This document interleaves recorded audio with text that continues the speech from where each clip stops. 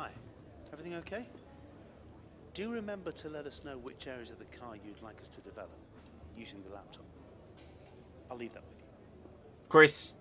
Chris.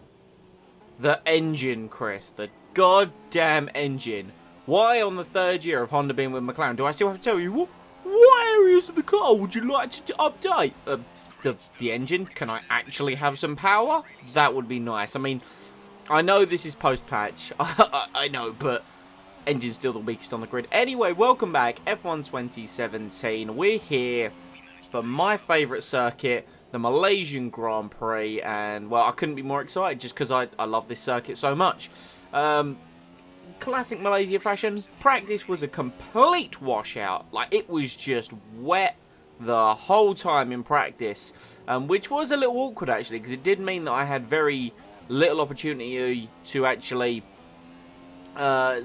get a dry setup on the car. You also saw just there on the practice program that the gearbox was causing me a bit of issues there. Obviously, still running the old one that was having issues in Singapore. So you can see here fitting one of our many brand new engines. We've only got a few rounds left, so I figured, well, I might as well start using them.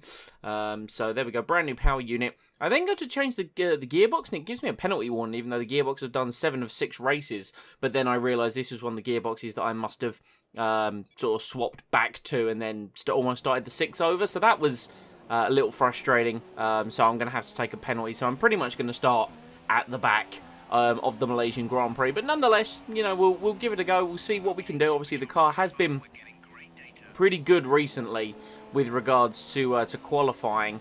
And just in pace in general, post-patch, you know, we've done very well in Italy. We did equally quite good at Singapore with a double points finish. So you can just see here after changing the engine and gearbox, just tying up any kind of loose ends on the practice programs, getting any that I had only got into the green up to purple, because now going on the back of this season, I'm going to be pretty much building points for the end of this season to do upgrades in the off season for next year. So that's what I'm going to be concerning myself with. But anyway, qualifying, you can see here, this is the first dry running of the weekend. I go to start my flying lap. Annoyingly, Kimi Raikkonen's Ferrari gets nicely in the way and it upsets me through turn 1 and then even my line into turn 4. So thank you, Kimi, for getting completely in my way. But the car just, I don't know what it was. I think it must have been the lack of dry running in practice. I think the cobbled together setup that I threw on the car, you're going to see it more in the race, just didn't click with the circuit. So you're going to see here, I think I was running too much wing, because in the middle sector we were fine, but I know the Honda's slow, but even then, like, we've had upgrades, we can't be this uncompetitive in a straight line. I completely blew it in the final corner as well. So anyway, we come up to the line, we know we're starting last anyway, but we only qualify 17th. I wanted to go for one more run, but one of the corners I got completely wrong, just understeered like a bus through there. So threw that away. We're going to line up last. Alonso eventually also did out-qualify us. So, yeah, disappointing qualifying for Malaysia. My favourite circuit on the calendar. It's the final season, not in the game, but, you know, final season for Malaysia. But let's see what we can do in the race. Me today to talk you through all that is Anthony Davidson, and welcome again. It's good to be back in Kuala Lumpur, isn't it? A lovely country, Malaysia, lovely circuit, and a race that tends to be quite hard to predict. Yeah, it does indeed. There are a lot of high-energy corners that make the rear tyres suffer around here. Coupled with the excessive heat, that makes it difficult to keep your tyres in the right operating window. And of course, in previous years, we've come here very early in the season, which shows a potential reliability variable in there as well. So yeah, what I was trying to say there is it's not obviously the last race for this season, and it's not going to be the last time you're going to see it as part of the career mode, but it is going to be the last game, at least for the foreseeable future, that we see Malaysia in, due to the fact the 2017 race was the final one. I'm sad to see it go. It's definitely the circuit I've put the most laps in, especially when it comes to the time trial. Not so much on this game, but I remember a previous game a few years back, I did break top 100 around Malaysia. So, you know, it holds a special place for me. You know, I just love its flowing nature. But anyway, off topic, starting at the back with a completely fresh engine and gearbox for the Malaysian Grand Prix. let's see what we can do. It is a 2-stop, so I can't run my my 1-stop strategy that I do like to use on other circuits. So we're making the equal amount of pit stops as the AI. Let's see what we can do with 5 red lights. Lights are out and the Malaysian Grand Prix is underway, getting a much better start than Pascal Wehrlein. And then we pull alongside Marcus Ericsson as we charge towards turn 1. It can get a bit dicey going into the first corner here. Everyone's actually taking it surprisingly cautiously though, so we're going to do the same. Not going to try and charge in and break my front wing. We're going to try and out-muscle Jolyon Palmer and then stick it down the inside of Carlos Sainz. Lewis Hamilton lining up right at the back there. I'm not too sure. He must have had some kind of engine penalty to be this low in the early stages. I'm fairly confident he would have qualified a lot higher than 15th as we now come through up to turn 4 and we're up to 16th place. We're running, of course, a soft compound tyre. I'm running a similar strategy to what I did in the earlier races of the season, where I run the middle tyre at the start, the softest in the middle, and then the middle tyre again at the end. It proved well in Spain, didn't really work out in Austria, so, you know, let's see what happens in the tyre-breaker race. As we're at the start of lap 2, Jolyon Palmer going to take a look down the inside, and we actually go very, very deep due to the cars ahead being quite slow. Hamilton's already made moves past Stroll and Alonso there, so he's now up into 13th place. He's going to be charging through the field, and I've got Palmer again being my friend in a straight line. Like I said earlier in the video, I ran too much wing. The car felt glued to the road in the middle sector. The slow speed stuff, it wasn't great. High speed, it felt very nice, but on the back straight and the main straight, just too slow. You know, I know the Honda's not great, but again, not too good at all. But anyway, Palmer, less of a concern now. This is Carlos Sainz going to have a go. He's actually got the inside line. He's going to pull nicely ahead of us into turn 1, and we get on the brakes at a similar sort of time. We're going to try and hang it all the way around the outside if I can. I get no real grip, though, on the soft tyres, and Sainz completely does us there.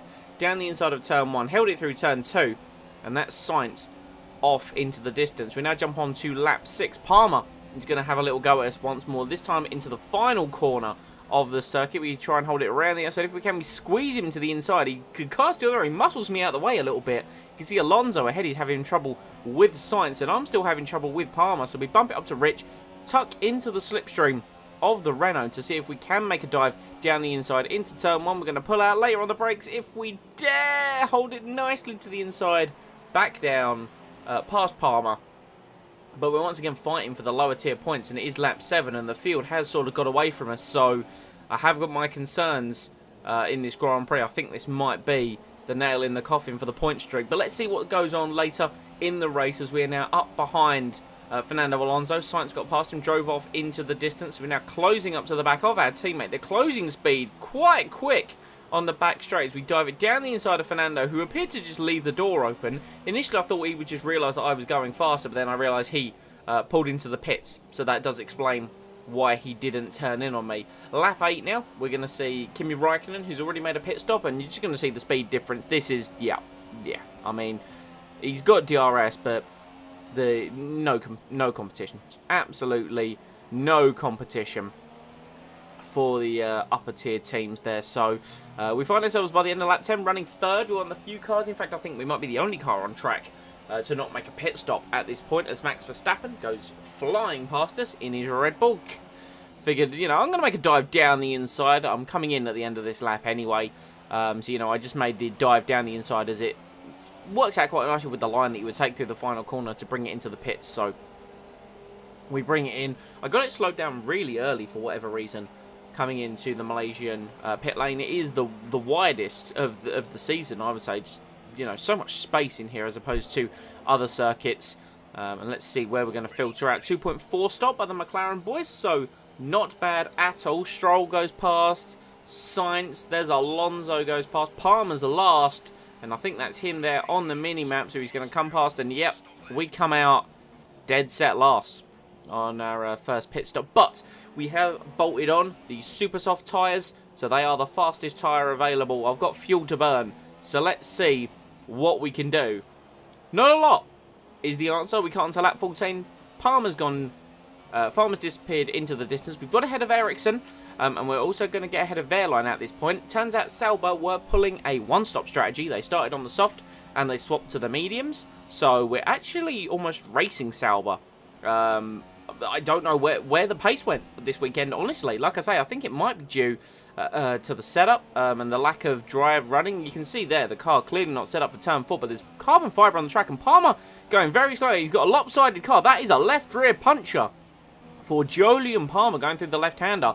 And Alonso, we've closed up a huge amount of space. Alonso and a hasp by the looks of it, of Magnussen just ahead of him, moving very slowly. We're catching up to him very quickly, and you can see now, just a couple of corners later, we're right on the back of Fernando Alonso and Kevin Magnussen. So, not too sure. I don't know if maybe Magnussen's front wing made contact with the rear wheel of Palmer. That would explain why Magnussen is very slow through the corners and Palmer has a rear puncture. But now we're battling Fernando Alonso as we go onto the back straight. We pull into the slipstream of my teammate. I've got to go to where there's room. I move to the outside going into the corner and we got boxed in. I couldn't brake late because of Magnussen and Alonso was down the inside. But now, unfortunately, it looks as if due to our lack of performance this weekend, we're racing our teammate. And look at with DRS open, I've almost got nothing on Fernando. At the end of the straight, I started getting a little something as we dive down the inside. Fernando gives us the room, sees us coming.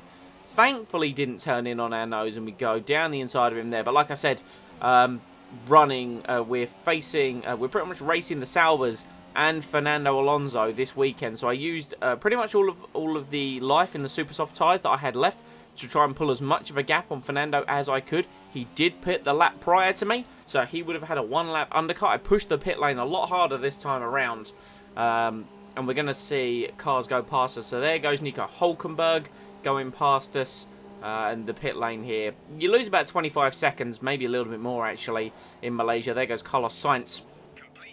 Next up are the Saubers, who we're going to see. There goes Ericsson, there goes Wehrlein. Next on the road is Fernando Alonso. Where are we going to come out in relation to our teammate? There he is on the mini-map. It's going to be very close as we head towards turn 1. Oh, we're going to see him. The driver looks to the left. There is Fernando coming right out of the right-hand side of your screen. He tries to hold it around the outside, but just can't make it through. And we have done enough to stay ahead of Fernando Alonso. Look at this as he came barreling towards. I mean, even us, we just pop out there and he didn't even make any kind of move to the right. He was so focused on keeping that position, but he was just too far out on the marbles to get any grip. But now we're running to the end of the race. I've got a little bit of fuel to burn, so pretty much we're fighting for pride. At this point, I'm ahead of Fernando. We can't be beaten by the Saubers. They are still slower than us, and it needs to stay that way, and we need to get better results than them. So now we pull up behind Ericsson, who is now on worn medium tyres. We are on fresher soft compound tyres as we come up towards turn 4. Can we look to do anything? No, we can't. But Ericsson very slow. The car still, myself, not feeling very planted through that corner. But he's slow on these older tyres. And we're going to see through the left-hander. We close all the way up. And we're going to sweep down the inside of the left-hander. Ericsson went wide. We used our extra grip to send it down the inside of the 140-mile-an-hour right-hander, past the Sauber, and now we move on to a lap or so later, and we move up behind Pascal Wehrlein for 14th place. It's certainly not where I want to be finishing. We've been on such a run of points since the Austrian Grand Prix. It was such a boost of morale, but yeah, unless miracles happen in this Grand Prix like they did in Spa, this could be what we're going for. But look at the closing speed as we head towards turn 1. A big lunge versus the Sauber driver, much like Alonso earlier in the race, a few laps earlier. He saw us coming and he just turned out of the corner, realising it could be a huge crash if he turned in. But yeah, that's pretty much it. We cut to the end of the race. We come home 14th place. The only cars behind us are the two Saubers and Alonso. Palmer retired at some point, so I don't know if there's a car further back. But yeah, a very disappointing 14th place.